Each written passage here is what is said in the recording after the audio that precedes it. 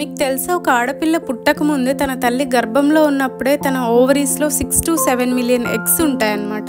So అప్పటి నుంచి తను పుట్టే టైంకి, అంటే at the time of birth అప్పుడు 1 to 2 మిలియన్ ఎగ్స్గా మారిపోతాయి. మిగతావన్నీ డీజనరేట్ అయిపోతాయి.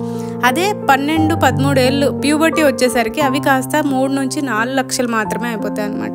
అప్పటి నుంచి ఎవ్రీ మంత్ పీరియడ్స్ రావడం వల్ల ప్రతి నెల నియర్లీ 1000 ఇమ్మెచ్యూర్ ఎగ్స్ని కోల్పోతాం.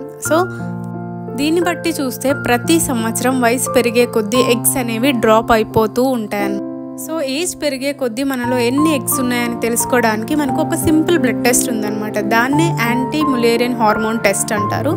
ఈ యాంటీ ములేరియన్ హార్మోన్ అనేది మన ఓవరీస్లో ఉన్న ఎగ్స్ నుంచే రిలీజ్ అవుతుందన్నమాట. సో ఎక్కువ ఎగ్స్ ఉన్న వాళ్ళకి ఎక్కువ హార్మోన్ రిలీజ్ అవుతుంది, తక్కువ ఎగ్స్ ఉన్న వాళ్ళకి తక్కువ హార్మోన్ రిలీజ్ అవుతుంది.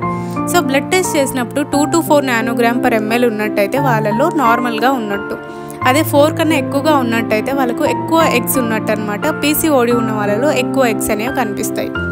అదే ఏఎంహెచ్ లెవెల్ కనుక నార్మల్ కంటే తక్కువగా ఉన్నట్టయితే మీలో ఎగ్ నంబర్ కూడా తక్కువగా ఉందని అర్థం చేసుకోవాలి. సో అలాంటప్పుడు మీరు కన్సీవ్ అవ్వడానికి ట్రై చేస్తున్నా, లేదా ఇంకొంచెం కెరియర్ గ్యాప్ తీసుకోవాలనుకున్నా కానీ వెంటనే గైనకాలజిస్ట్ దగ్గరికి వెళ్ళేసి, ఒకవేళ కన్సీవ్ అవ్వాలనుకుంటే IVF, IUI ఇలాంటి ట్రీట్మెంట్స్ అన్ని స్టార్ట్ చేసుకోవచ్చు. లేదా గ్యాప్ ఉండాలి అనుకుంటే ఎగ్ ఫ్రీజింగ్ అయినా కూడా చేసుకోవచ్చు అనమాట. సో దీని గురించి కంప్లీట్ ఇన్ఫర్మేషన్ నా యూట్యూబ్ ఛానల్లో వీడియో అప్లోడ్ చేశాను. దీని లింక్ నేను డిస్క్రిప్షన్ బాక్స్లో ఇస్తాను, చెక్అవుట్ చేయండి. Thank you.